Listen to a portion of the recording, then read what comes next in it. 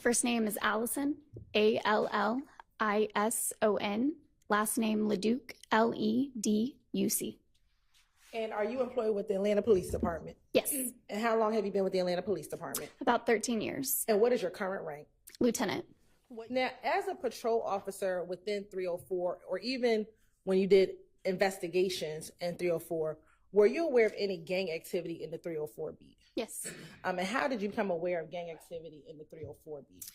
Just sharing throughout the department from our gangs investigators. If they ever came to roll calls, they would share information, but also just from interacting with citizens that lived in that area.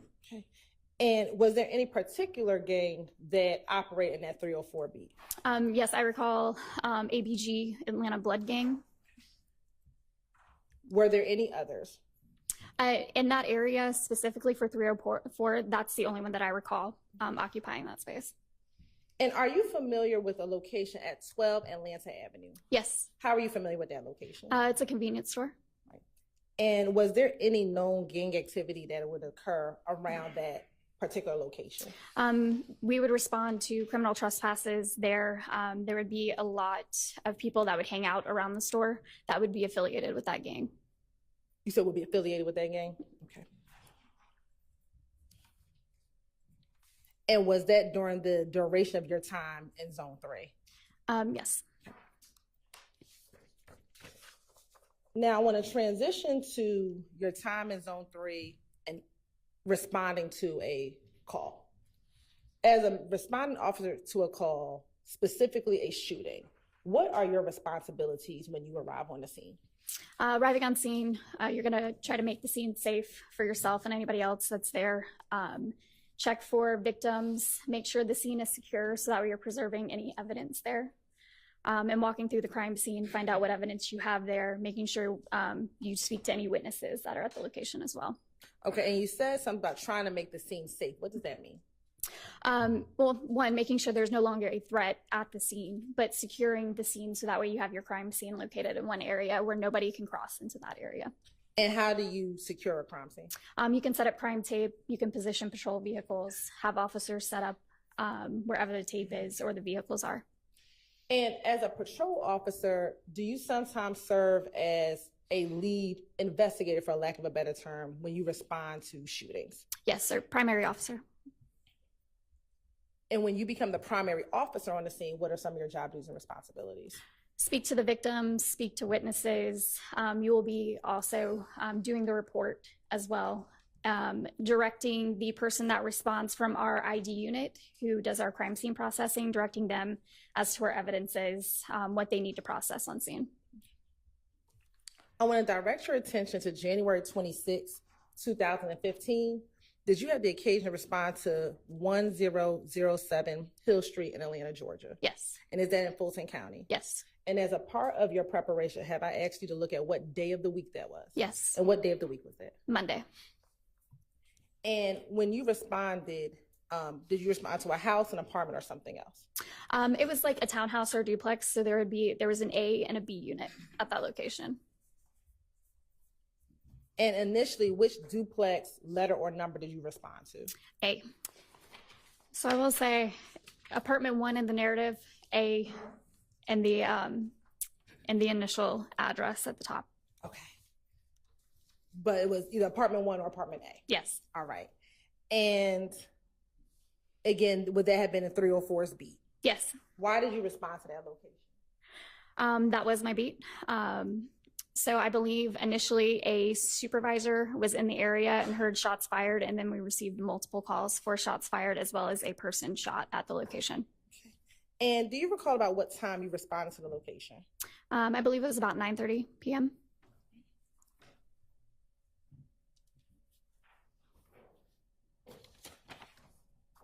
And when you arrived, I know you just said that there was a sergeant who heard shots fired. Did other officers respond with you initially? Yes. Do you know about how many other officers responded with you? I don't recall how many. Once you arrived, tell the jury what you recall happening. When we arrived to the scene, it was myself and other officers as well as a sergeant.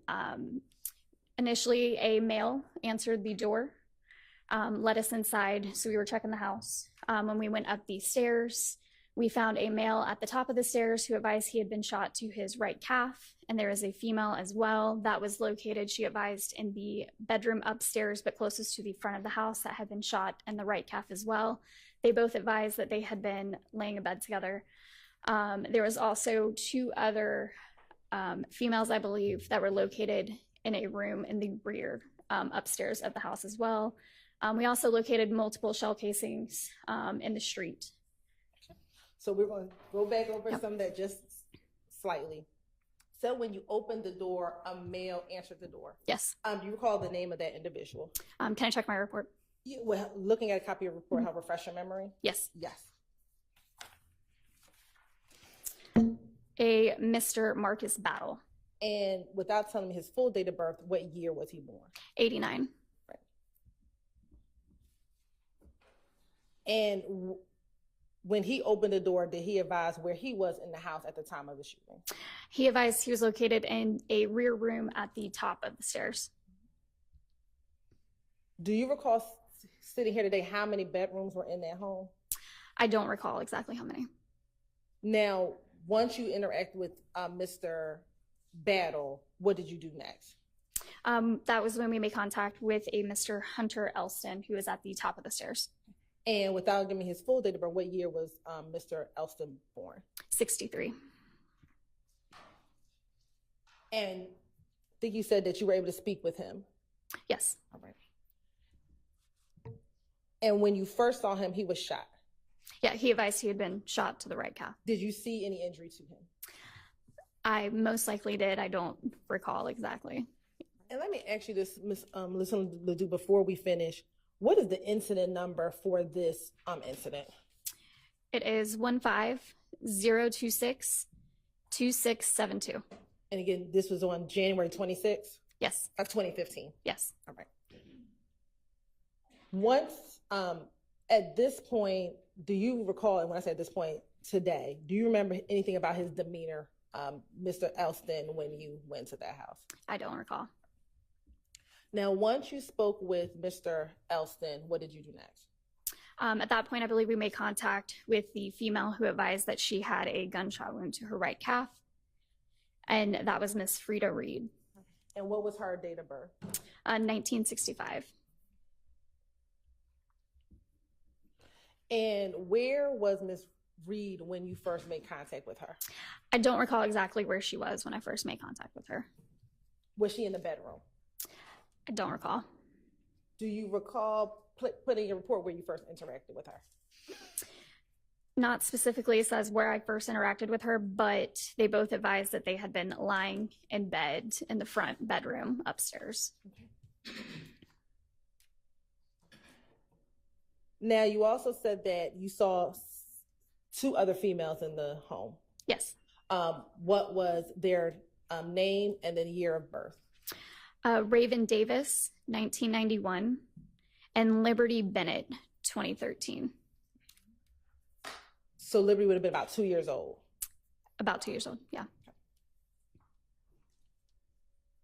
Now, once you spoke with Mr. Elston and did you speak with Raven? I don't recall speaking to her specifically.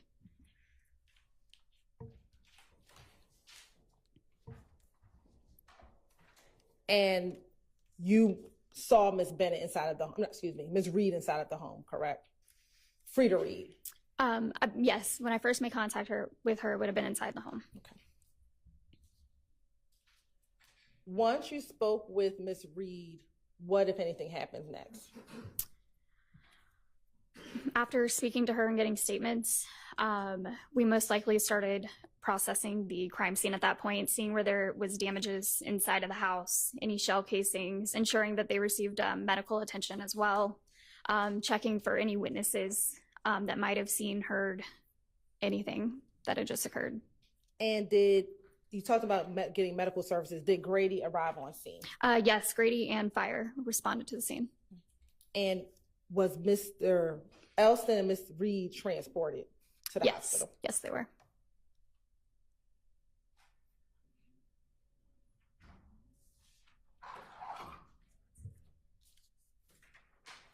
Now, you also said that you were able to speak with witnesses on the scene. Yes. How many witnesses did you speak with? I spoke with a female who lived across the street from the location. And what time did you arrive? About 9:30. And do you recall in minutes approximately how long after you may have arrived on scene did you interact with this witness who lived across the street? I don't recall the exact amount of time it would have taken to actually interact with her, but after speaking with the victims, going through crime scene and actually speaking to her, it could have been about 25 minutes. So between about 9:54 and about 10 p.m., I see the names and date of births of the victims and the witness information in here. So that could have been possibly when we were checking their information on the computer in the patrol vehicle at that time. So that would have put a time frame in about speaking to her, getting her information, sitting down in the car would have been about 20 to 30 minutes. And you arrived at about 9:30. Right. Would you have gotten her information to run before or after you spoke to her? Most likely talking to her, I would have gotten her name, date of birth, asked if she had identification. And then after speaking to her, I typically would have went back to my vehicle and ran her information on the computer. And approximately what time did you run her information? From this CAD report, with all their info in like this, it looks like about 10 p.m. And in speaking with this witness, was she able to provide you any information about that night? About Objection, Your Honor. Calls for hearsay. You're right. Yes. State's response would be a present sense impression, given that she spoke with her within 20 minutes or so of the police arriving on scene. That's not how I understood the testimony, and I don't believe the foundation has been laid. Why don't you see if you can lay a foundation for that? Okay. So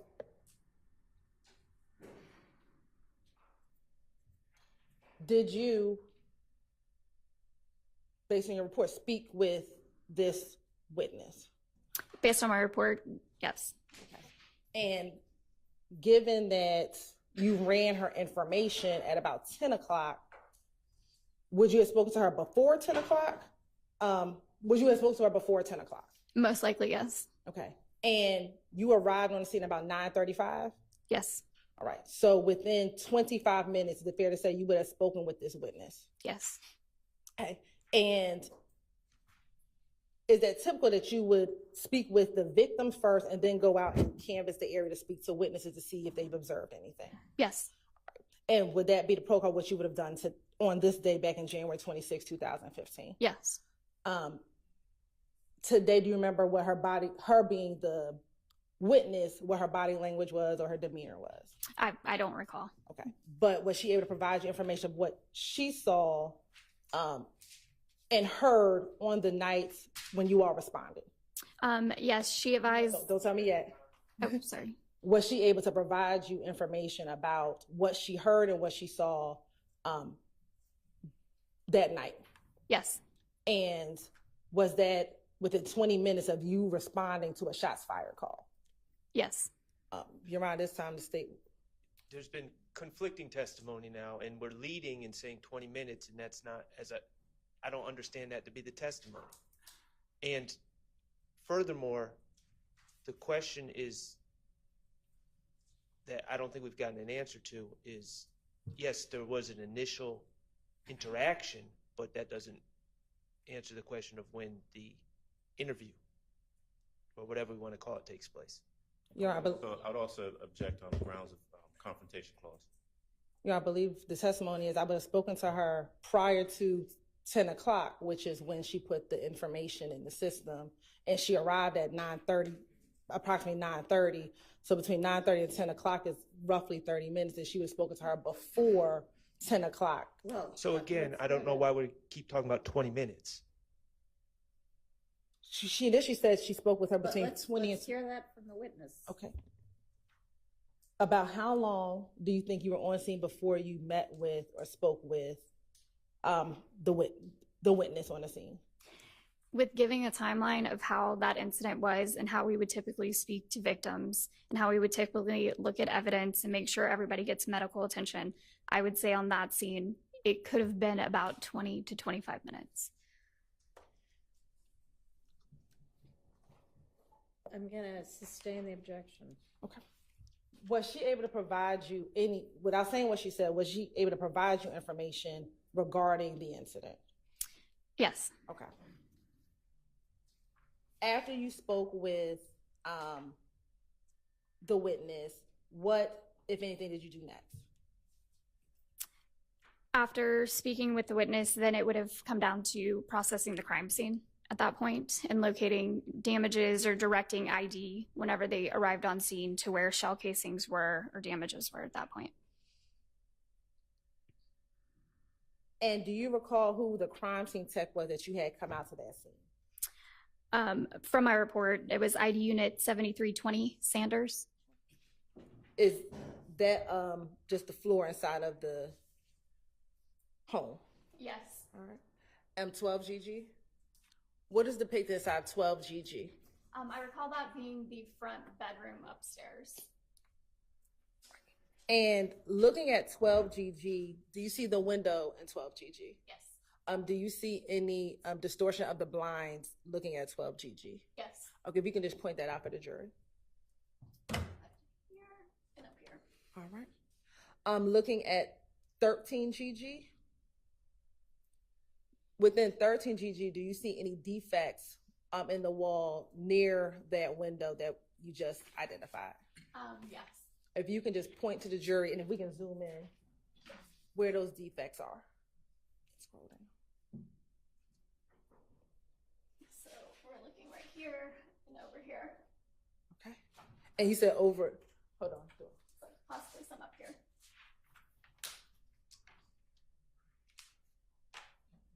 I can do I know. All right, is this one? Oh, sorry, tell me where to point. Yes, that appears to be one up there. Okay, any others? Yeah, and possibly over there to your right side. Here? Yes. Okay. We can go to the next, that 15GG? Or 14GG? Do we see any defects here? Yes. And where is it? Ceiling above the fan. Is that right here? Yes. All right, now 15GG? Do we see any additional defects? Yes, I think that's just a close-up of the one we previously, yes. All right. 16GG? Now, what's being depicted in 16GG? Where one of the victims was lying in bed. And 17GG? Is that a close-up of that same area? Yes. Are you able to tell the jury what this reddish brown stain could be inside of this picture? Yes, possibly blood. All right. Looking at 18GG, any defects within 18GG? Yes. Where would that defect be? To the right of the picture frames, bottom, above that, top right, above the picture frames in the middle, and then possibly some to your right above this mirror. All right. Looking at 19GG, is that just a close-up of the one we just identified? Yes, close up. 20GG, are those just close-up of the other ones we just identified? Yes. 21GG, is that just, do we see any defects within 21GG? Possibly right there, but that looks like some kind of close up. Okay. Not 100%. All right. 22GG, what are we looking at 22GG? Bathroom. And in 23GG, do we see any defects within 23GG? Yes, above the clock. So right here. Yes. Next, 24GG, is that just a close-up? Close up. Yes. All right. 25, do we see any defects? Yes, in the mirror. Is that right here? Yes. And then 26GG, close-up. Close up. All right. 27GG, would those be considered defects as well? Yes. And 28GG, same? Yes. 29, and I believe that's it. Thank you. And will all those defects be consistent with defects that come from gunfire? Yes.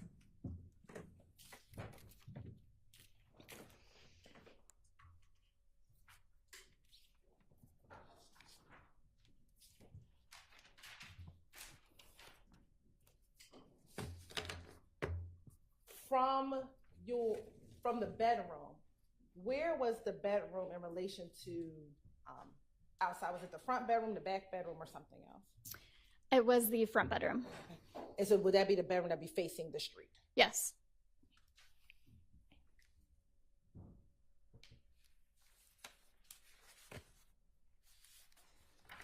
Once you had investigator Sanders process the scene, what, if anything, would you do next? After probably while she was processing, or I can't recall if Sanders is male or female, I apologize. While processing, I would most likely walk them through the scene to advise what needs to be collected, what's evidence, what's not. Walk them through, also fill out, they have paperwork that we have to fill out as well. And that's what I'd be doing while they'd be processing. Now, all the individuals who resided or who was at the home that day, do you know if they lived at that location?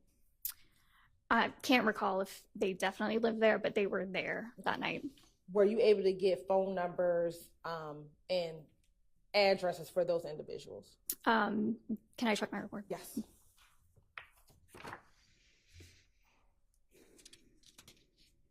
Yes. Would you like me to go through? No. No. Were you able to get that for each of those individuals? Yes, I was. Okay. And outside of the home having defects, were there any other defects to anything outside of the house? Yes. Okay. What else was damaged? There was a vehicle that was in the driveway, I believe, that had damage. What kind of vehicle was it? From my report, a blue Chevrolet Lumina. When you arrived on the scene, did you see anyone shooting by the time you got on the scene? I did not.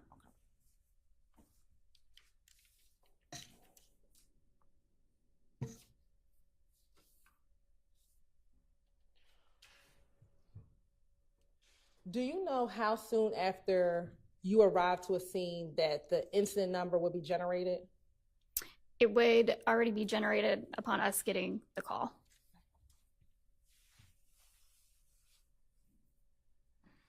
On that evening, do you know if you responded to any other scenes that, well, you're responding officer, so you would have. Do you recall responding to an incident 150260124 at all that evening? The location?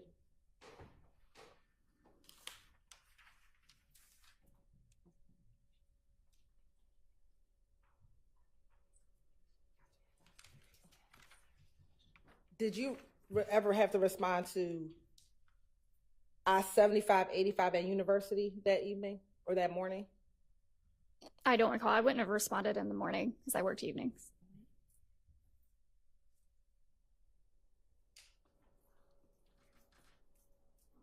Did you ever have to, if you can recall, respond to Stanhope Drive on January 26, 2015? I don't recall.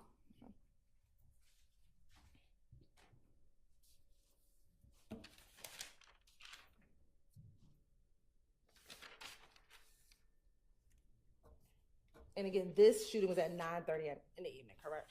Yes. All right. Course indulgence for one moment.